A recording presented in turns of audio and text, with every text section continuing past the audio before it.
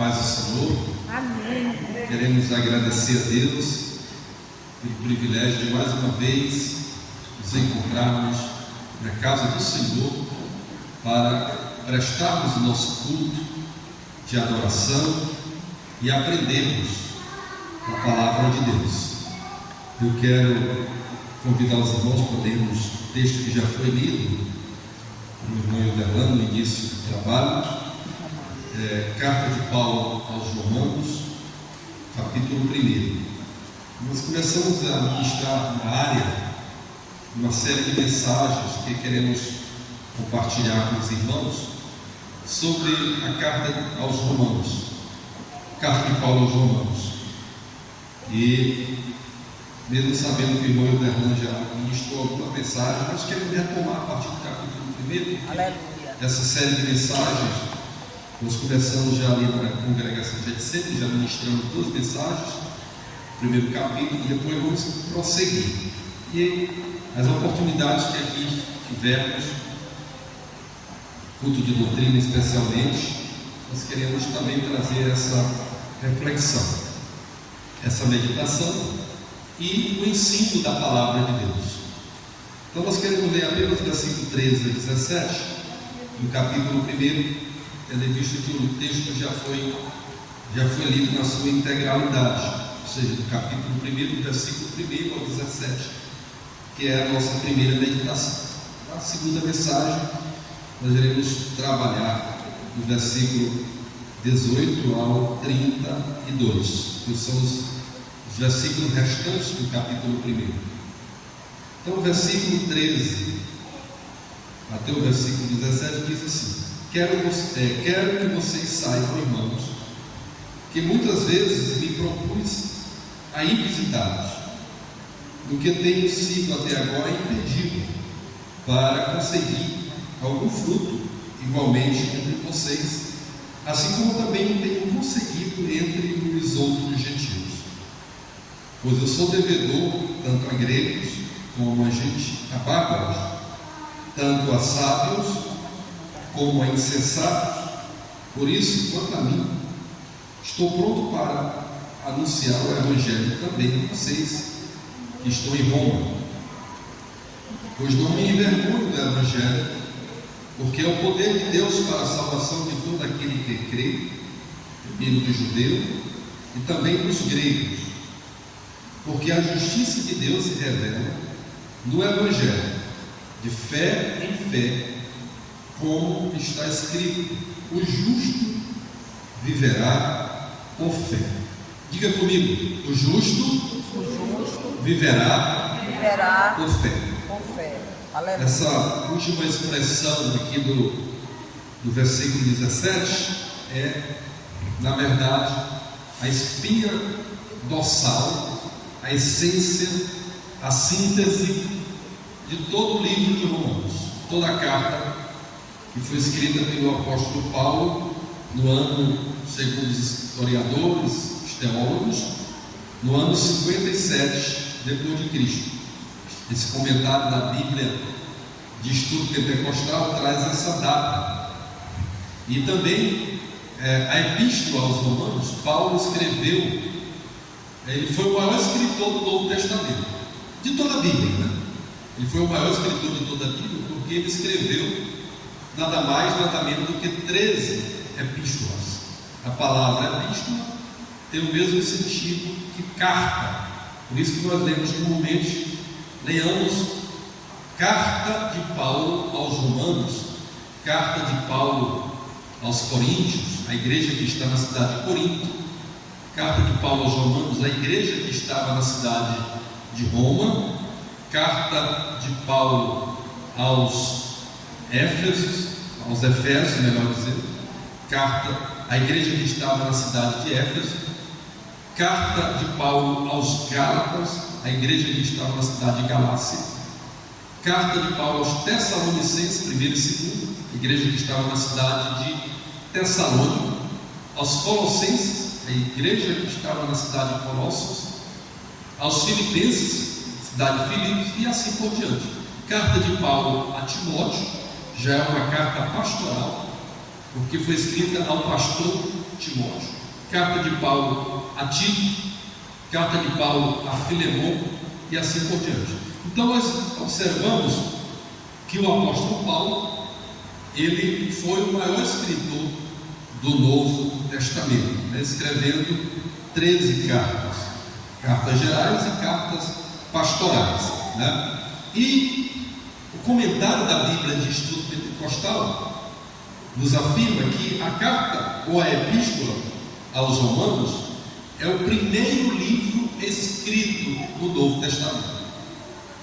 O Novo Testamento, que compreende 27 livros, dos 4 evangelhos, Mateus, Marcos, Lucas e João, o livro histórico do Novo Testamento, que é Atos dos Apóstolos, depois as cartas paulinas do apóstolo Paulo, a carta de Tiago, né, de Judas, de Tiago, as cartas de Pedro, de João e um livro de Apocalipse, que também foi escrito pelo evangelista João, o mesmo que escreveu as cartas, as suas 3 cartas que estão ali pertinho do Apocalipse, e que também escreveu o evangelho de João. Esse João, ele escreveu, inclusive quem esteve no culto ontem, recebeu a revelação de Deus. O pastor pregou sobre o livro de Apocalipse e recebeu a revelação de Deus quando ele foi enviado como prisioneiro para a ilha de Patmos, já tendo mais de 90 anos de idade. Então o Novo Testamento, ele foi escrito nesse período, sendo a carta aos Romanos o primeiro livro escrito por volta do ano 57, e o último que foi Apocalipse, já no finalzinho do primeiro século, ou quase que no finalzinho do primeiro século da era cristã. Então esse é o período que foi escrito o Novo Testamento, que é composto por 27 livros. A carta de Paulo, como já disse, a autoria, ela é atribuída ao próprio apóstolo Paulo. Entre todos os escritos do Novo Testamento, a Epístola aos Romanos contém a mais aprofundada teologia, isto é, o estudo e a consideração de Deus, como também da fé e das questões espirituais, principalmente o relacionamento de Deus com a humanidade e o mundo. Então nós precisamos estudar, conhecer essa tão profunda epístola, porque é o livro mais doutrinário, é o livro mais profundo acerca de Deus e o relacionamento com a humanidade e com o mundo. Meus irmãos, Paulo, ele escreve essa epístola em conexão com a sua missão. Paulo, ele foi provavelmente o maior missionário de todos os tempos, provavelmente o maior missionário.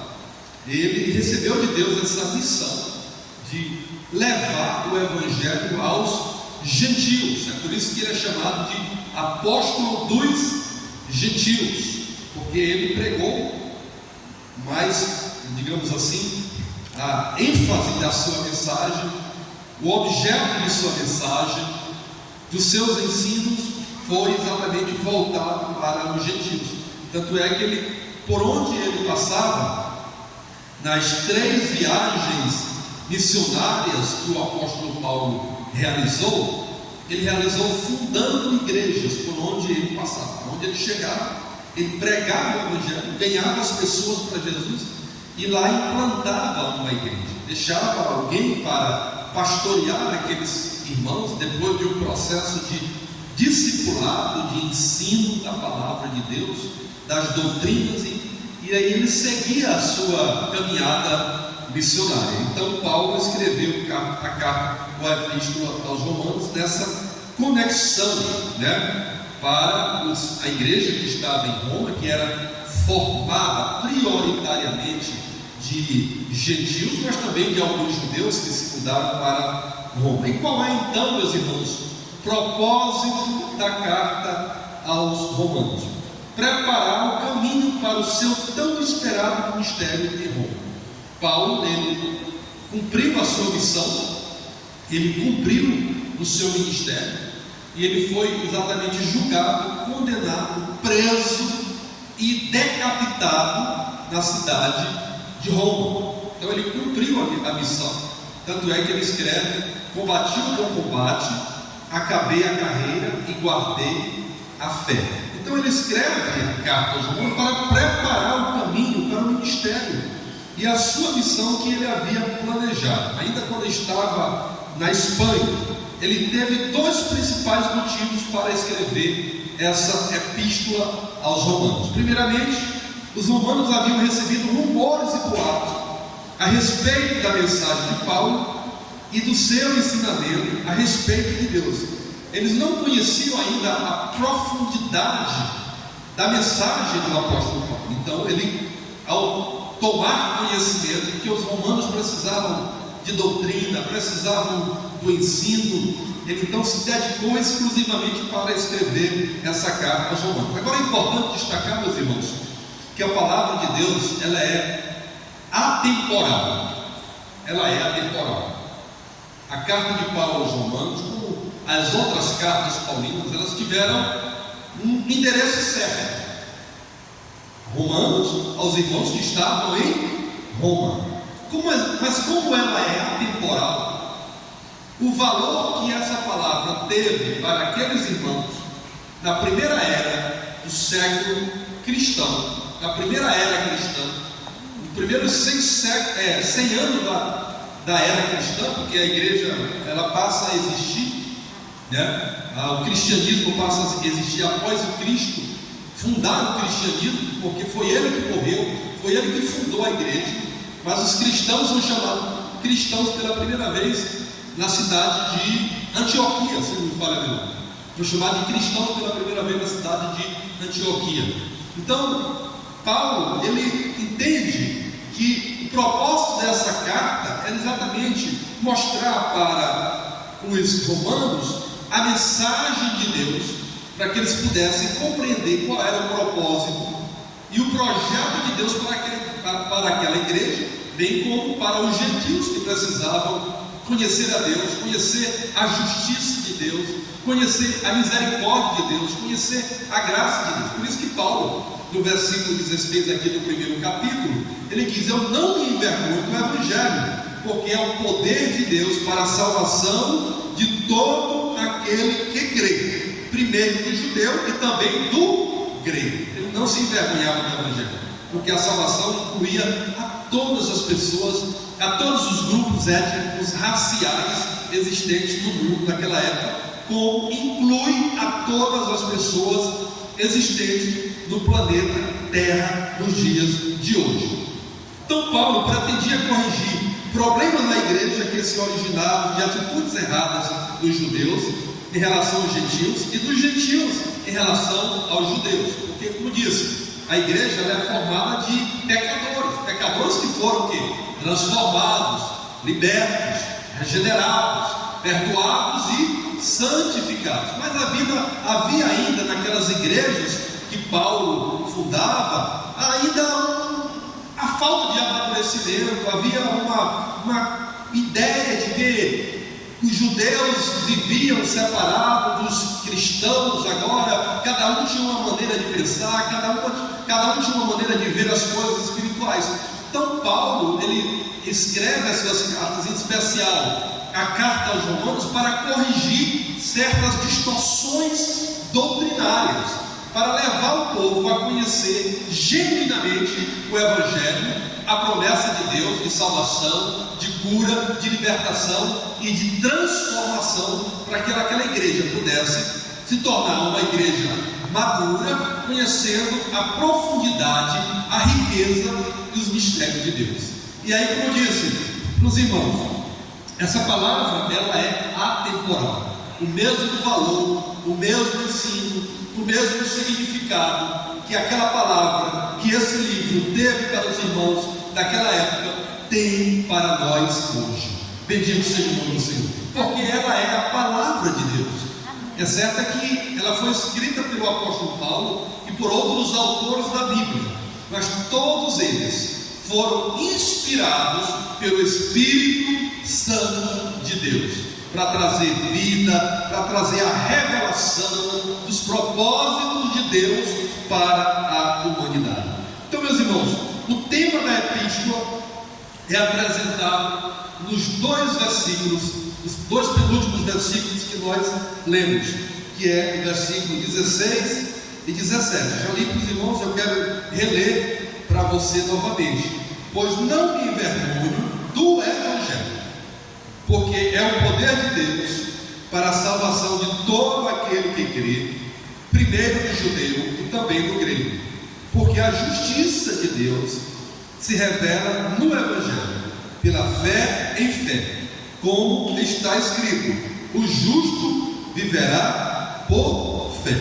Então Paulo expressa aqui, nesses dois versículos, o tema geral de toda a epístola aos Romanos. Primeiramente, ele expressa aqui o poder da mensagem de Cristo para salvar as pessoas espiritualmente. O poder do Evangelho transforma o viver. O poder do Evangelho liberta o homem das algemas do pecado. O poder do Evangelho traz alívio para o homem. O poder do Evangelho leva o homem a manter comunhão com Deus e com o Espírito Santo. O poder do Evangelho liberta o homem das algemas espirituais, deixando-o livre para seguir a Cristo, para viver a vida plena, de alegria, de felicidade, de prazer, de contentamento, de esperança de um dia estar com Cristo na eternidade. Então essa é a mensagem principal da carta aos Romanos. O poder do Evangelho de salvar as pessoas espiritualmente e conduzir essas pessoas a um relacionamento com Deus. E aí nós observamos que esse Evangelho, que essa palavra, ela se concretizou na minha e na sua vida. Nós éramos o quê? Pecadores, condenados à morte, como o próprio Paulo escreve no capítulo 3, que todos nós andávamos separados de Deus. E aí ele vai dizer também, ou ele diz no capítulo 6, versículo 23, da própria carta aos Romanos, que o salário do pecado é a morte, mas o dom gratuito de Deus é o quê? A vida eterna em Cristo Jesus. Então esse poder do Evangelho libertou os romanos, libertou os gregos, libertou os judeus, libertou os gentios e libertou a todos nós que aqui estamos nesta noite. Aleluia. Libertou-nos do pecado, libertou-nos da condenação, libertou-nos do juízo eterno. Para quê? Para que nós, a partir dessa libertação, pudéssemos ter um relacionamento diário com Deus. Glória. É por isso que eu e você oramos todos os dias. É por isso que eu e você louvamos a Deus todo dia. Aleluia. Oferecemos a Deus o nosso culto racional todo dia. Glória. Porque nós temos o que hoje? Um relacionamento com Deus. Aleluia. Assim como você se relaciona com o seu cônjuge na sua casa, com o seu filho, com a sua filha, com o seu pai, com a sua mãe, com os irmãos, nós também nos relacionamos com Deus. Bendito seja o nome do Senhor. E era isso que ele queria mostrar. Era esse o propósito do apóstolo Paulo ao escrever essa carta. Queridos irmãos, Deus revela e fornece esse dom, o dom que é exatamente o dom da salvação, da libertação, da cura interior, através de quem? Do Filho de Deus, Aleluia. Jesus Cristo. E Paulo revela isso. Paulo deixa isso claro, que ele veio para quebrar as algemas, para reconciliar consigo o homem que estava irremediavelmente perdido. Jesus traz a reconciliação, Jesus traz o resgate, Jesus traz a doutrina da justificação, dizendo: eu te torno justo. Você não é merecedor, mas ele nos tornou justos. Foi ao mercado de escravo, pagou a minha e a sua dívida, e agora diz: você não me deve mais nada, você é meu filho, você me pertence. Bendito seja o nome do Senhor. Aleluia. Então, meus irmãos, Paulo apresenta nessa carta as verdades fundamentais do Evangelho. E quais verdades são essas? As verdades do Evangelho, que significa boas novas. A palavra evangelho significa boas novas. Boas novas a respeito de quê? Boas novas a respeito do perdão. Boas novas a respeito da salvação, por intermédio da fé que o homem passa a ter em Cristo Jesus. Essas boas novas livram a nossa consciência da maldição, livra a nossa mente da derrota, da destruição. Boas novas que traz alívio, boas novas que traz paz, boas novas que traz esperança, boas novas que traz vida. Bendito seja o nome do Senhor. Essa é a mensagem principal do apóstolo Paulo em toda a carta, em toda a epístola aos Romanos. O tema do livro, como disse, encontra-se no versículo 16 e o versículo 17, que fala da justiça de Deus e fala da salvação. Primeiramente da salvação, porque esse tema, sem dúvida nenhuma, é o maior tema de todo o Novo Testamento. É o maior tema de toda a Bíblia Sagrada, o tema da salvação. Então esses dois versículos contêm o tema do livro, que é justiça e fé. E Paulo vai reafirmar esse tema do livro, sobretudo a fé, quando ele escreve no capítulo 2, a sua carta aos Efésios, versículo 8. Ele diz: porque pela graça sois salvos por meio da fé. A justiça é pela fé. É por isso que no versículo 17 ele diz que o crente, aquele que foi transformado, aquele que recebeu a revelação de Deus, glória a Deus, nós, meus irmãos, não porque somos merecedores, não é isso, mas é porque Deus nos amou. Ele é misericordioso, Ele é cheio de compaixão. Nós recebemos pelos méritos de Cristo na cruz a revelação de Deus. As escamas que havia nos seus olhos, nos nossos olhos, caíram por terra. As escamas caíram por terra. A venda que havia, que impedia que contemplássemos as maravilhas de Deus, que contemplássemos por fé o céu, que contemplássemos por fé o agir de Deus na nossa vida, essa venda foi retirada. Aleluia. Paulo está dizendo aqui que nós recebemos a revelação de Deus por meio da nossa fé, a revelação do Evangelho. Aleluia. Bendito seja o nome do Senhor. E aí ele reafirma isso: o justo viverá por fé. É por isso que o escritor aos Hebreus, dialogando com o apóstolo Paulo, diz que sem fé é impossível agradar a Deus. Nós vivemos por fé, meus irmãos. É a fé que nos move, é a fé que nos aproxima de Deus, é a fé que nos faz acreditar na certeza de que os nossos pecados foram perdoados, que os nossos nomes estão escritos no livro da vida. Aleluia. Que nós participaremos do arrebatamento da igreja. Aleluia. Que nós moraremos no céu. Glória a Deus. Que nós venceremos as adversidades que se colocam na nossa caminhada, que nós venceremos as lutas. Não é que estamos isentos delas, mas venceremos, porque maior é aquele que está conosco do que aquele que está no mundo. Bendito seja o nome do Senhor. Aleluia. Porque a justiça se revela, a justiça de Deus se revela no Evangelho, de fé em fé, como está aqui no versículo 17: o justo viverá pela fé. A pessoa justa é aquela que é correta em relação de Deus. A pessoa justa é aquela que continua a viver pela fé, crescendo em um nível de maturidade a outro. Cada dia, meus irmãos, nós precisamos crescer mais na intimidade com Deus, na oração, da disponibilidade de servir a Deus e ao nosso semelhante, ao nosso irmão, crescer na graça, crescer no conhecimento da palavra de Deus, estudando, lendo, crescer na intimidade com Deus, crescer no nível de espiritualidade. Aleluia. Porque nós não nos tornamos justos, não porque nós somos melhores do que as outras pessoas, nos tornamos justos pelos méritos de Cristo, porque Ele já decretou a minha e a sua sentença. Nós fomos absolvidos, fomos regenerados, fomos purificados. Estamos no processo de santificação, mas já fomos santificados pela palavra.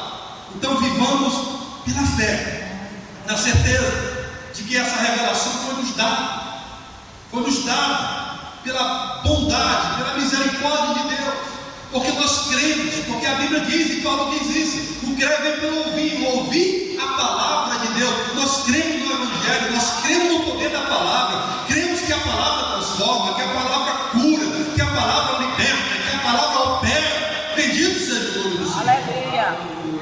Então precisamos viver isso, andar como justos, de uma maneira reta, digna, que se espera que todo crente viva, que todo salvo tenha uma vida de retidão, sem permitir que a maldade desse mundo, que a influência desse mundo, que é o pecado que é tão de perto nos rodeia, nos atinge, mancha a nossa veste.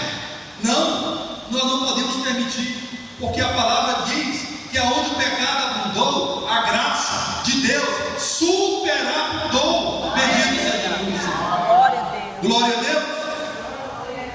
Então, o Novo Testamento apresenta a descrição e o padrão de fé, e isso inclui alguns elementos, pelo menos 4 elementos. O justo viverá pela fé. Essa é a temática principal do livro, que conduz ou que possibilita receber a mensagem central de toda a Bíblia e também dos evangelhos, mas também da carta aos Romanos, que é a mensagem da salvação. Mas o homem só consegue alcançar a salvação se a fé for produzida em seu coração. Então, para que nós tenhamos esse padrão de fé, né? Desenvolver esse padrão de fé, esse estilo de vida, que acredita no milagre, que acredita no agir de Deus, que acredita na palavra de Deus, que tem a convicção de que a Bíblia é a inerrante e infalível palavra de Deus. Precisamos de 4 elementos principais. Primeiro, a fé significa crer firmemente que Cristo morreu pelos nossos pecados e ressuscitou dos mortos para trazer a vida. Aleluia. Você acredita nisso, querido? Glória a Deus. Cristo morreu pelos nossos pecados. Aleluia. Mas a morte não pôde detê-lo na sepultura. Verdade. Ele está vivo. Aleluia. Ele ressuscitou. Glória a Deus. Para trazer vida para todos aqueles que nele confiam. Ele quer transferir, ou já transferiu, mas quer que a gente entenda isso, a vida dele para a nossa vida. Isso é necessário ter fé.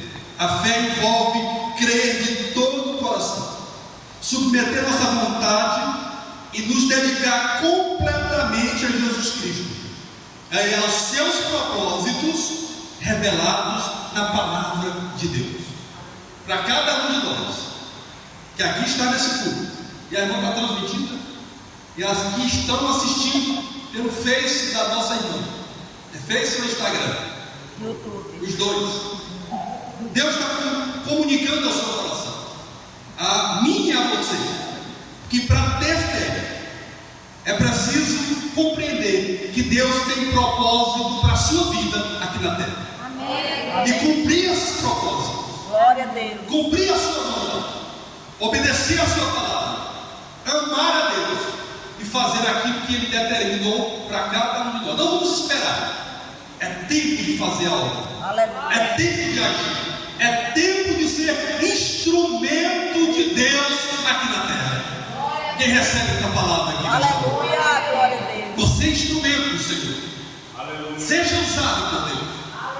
Se permita ser usado pelo Espírito Santo. Amém. Ele quer te usar. Ele quer nos usar para fazermos coisas grandes e extraordinárias, que glorifiquem e que exaltem e que magnifiquem o nome dele. Aleluia. Glória a Deus. Então cumpra os propósitos de Cristo, os quais já se encontram revelados pela fé na palavra de Deus. Segundo, a fé envolve arrependimento e uma conversão completa a Deus para seguir a Cristo. Então, a fé que foi gerada no coração do homem, do crente hoje, essa fé gera arrependimento. E Paulo, no livro de Atos dos Apóstolos, capítulo 7, versículo 17, versículo 30, está escrito que essa é a mensagem do arrependimento, a mensagem que gera arrependimento, que quer que todos os homens conheçam essa verdade, todos os homens compreendam essa verdade, que nenhum se perca, mas que todos venham ao conhecimento da verdade. A fé gera arrependimento. Aleluia. Se o homem pecar, e se ele tiver fé, ele vai se arrepender dos seus pecados e vai reconhecer que só Deus tem o poder de perdoar todo o pecado. Só Ele tem o poder de perdoar todo o Glória pecado. a Deus. Então a fé gera arrependimento. E por gerar arrependimento, a fé inclui obediência a Jesus Cristo e a sua palavra. João escreveu no seu Evangelho, no capítulo 17, no versículo 17: santifica-os na verdade, a tua palavra é a verdade. Então, meus irmãos, a fé inclui obediência a Cristo e a sua palavra. Nós precisamos obedecer o que está na palavra. E a palavra nos ensina, aqui no versículo 17, que o justo viverá por fé. Por que falta fé em alguns momentos? Né? Por que a gente duvida do agir de Deus em alguns momentos?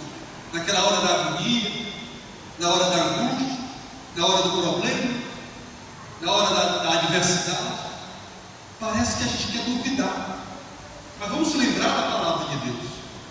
Não vamos nos esquecer da palavra de Deus. O justo viverá por fé. E é acreditar, é gestar no nosso íntimo, na nossa consciência, de que o que está escrito nessa palavra se cumpre. Aleluia. Jesus Cristo, o nosso Deus, é o nosso socorro presente na hora da angústia. Por isso que o salmista escreveu no Salmo de número 121: eleva os meus olhos para o monte. De onde me virá o socorro? O meu socorro vem do Senhor, não é do monte. O meu socorro vem do Senhor, que fez os céus e a terra. Está na palavra. 1000 cairão ao teu lado, Aleluia. 10.000 à tua direita, Glória a mas tu não serás atingido. Está na palavra. Aleluia. Eu sou o caminho, a verdade e a vida. Aqueles que me seguem não andarão em treva. Está na palavra. Os teus pecados foram perdoados. Tu recebestes uma nova vida. 2 Coríntios 5 e 17. Quem está em Cristo, nova criatura é. As coisas velhas ficaram para trás, passaram, tudo se fez novo. Está na palavra. Aleluia. Glória a Deus. Porque a gente às vezes duvida, hesita em receber a bênção, deixa de receber uma bênção, e vê a promessa se cumprindo, se materializando. Falta de fé. E falta de fé gera desobediência. Mas a fé produz obediência naquilo que Deus prometeu. Jeremias escreveu no capítulo 33 do seu livro, no versículo 3: clama a mim e responder-te-ei, e anunciar-te-ei coisas grandes e firmes que não sabes. A ordem de Deus é clamar a Ele. E clamar significa alçar a voz, Aleluia. gritar. Clame a Deus na hora da angústia, na hora da dor. Creia que Ele vai agir e vai realizar coisas extraordinárias. Aleluia. Glória a Deus. Como realizou na vida do povo, que Ele tirou do Egito com mão forte, com mão poderosa, por meio de Moisés, por meio de Josué, Caleb, Arão e tantos outros. Então a fé inclui obediência a Cristo e a sua palavra. E por fim, a fé inclui uma devoção apaixonada e pessoal a Jesus Cristo, que se expressa em completa e abnegada confiança, amor, gratidão e lealdade. A fé faz com que nós nos apaixonemos por Cristo. Aleluia. Faz com que a gente, todos os dias, tenha um momento a sós com Ele. Faça o nosso devocional a Ele.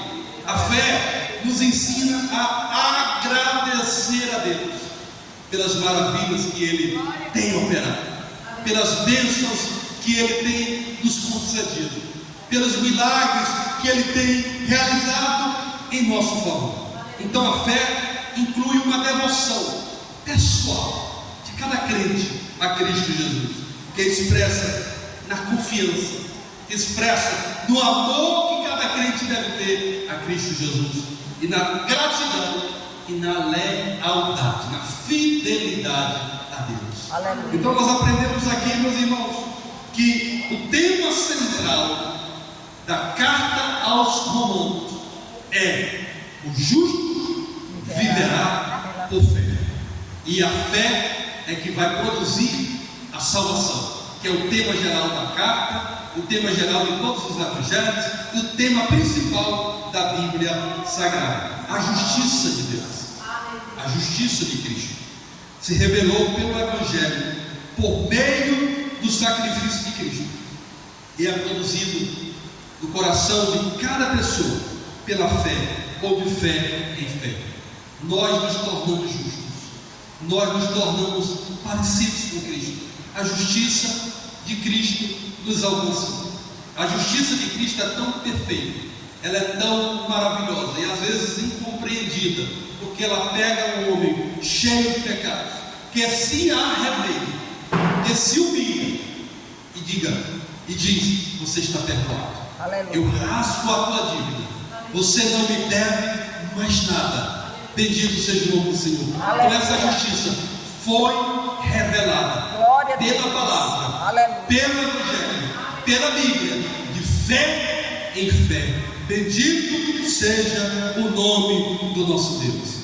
E aí nós acreditamos, nós passamos a acreditar que nós temos um Salvador. Aleluia. Jesus Cristo é o nosso Salvador pessoal, é o Salvador único, verdadeiro.